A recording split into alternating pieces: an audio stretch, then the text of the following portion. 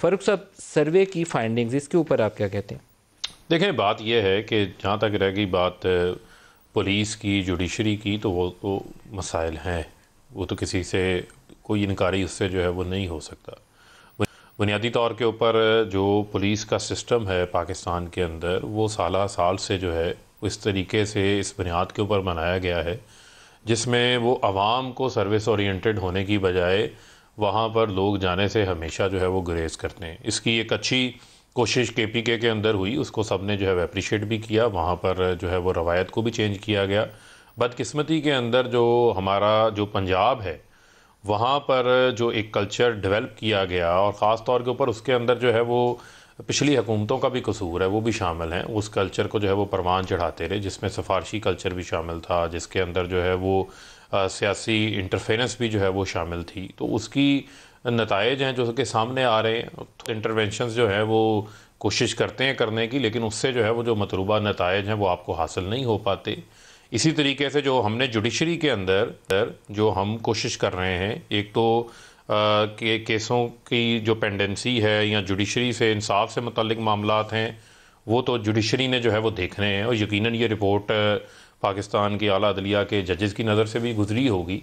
लेकिन हम बतौर हुकूमत पिछले 3 साल में हमने क्या इकदामात लिए हैं? जब मैं आपको एक इंडिकेटर बताऊं, जो माजी के सर्वे हैं मैं उनको सामने खोला हुआ है।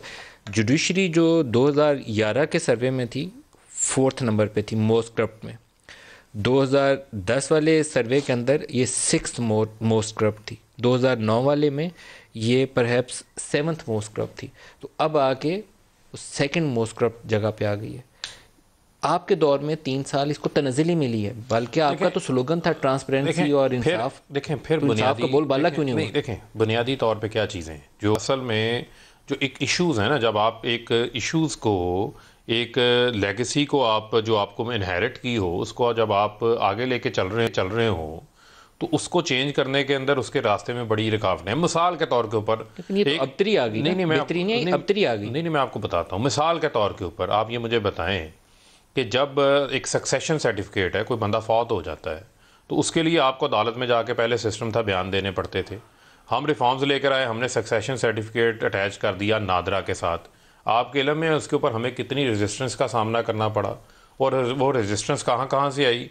वहाँ से आई जो सिस्टम के बेनिफिशरी होते थे, लोग साला ख़वार होते थे अपने नाम के ऊपर विरासत चढ़ाने के लिए। आज एक क्लिक के ऊपर नादरा से, क्योंकि फैमिली रजिस्ट्रेशन ट्री मौजूद है, FRC सर्टिफिकेट्स मौजूद हैं, आप टेक्नोलॉजी की मदद से उनकी विरासत उनके नाम पे ट्रांसफ़र कर सकते हैं।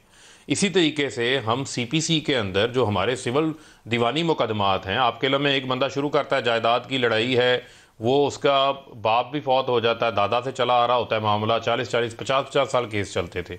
उसके ऊपर हम रिफॉर्म्स लेकर आए, उसको हमने फास्ट ट्रैक पे किया।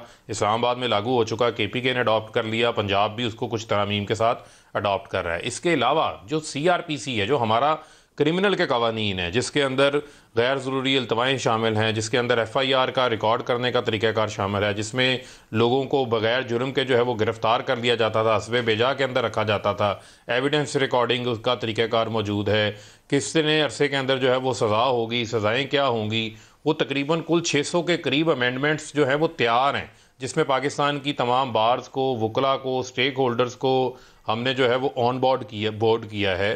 वो हमारे पास रिफॉर्म्स आ रहे हैं जो इम्प्लीमेंट होने जा रही हैं। हमें बहुत सारी जगहों से रेजिस्टेंस भी आती है, उस रेजिस्टेंस के बावजूद हमने जो है वो ये इकदामात लिए हैं जो शायद पहले किसी हुकूमत ने नहीं लिए।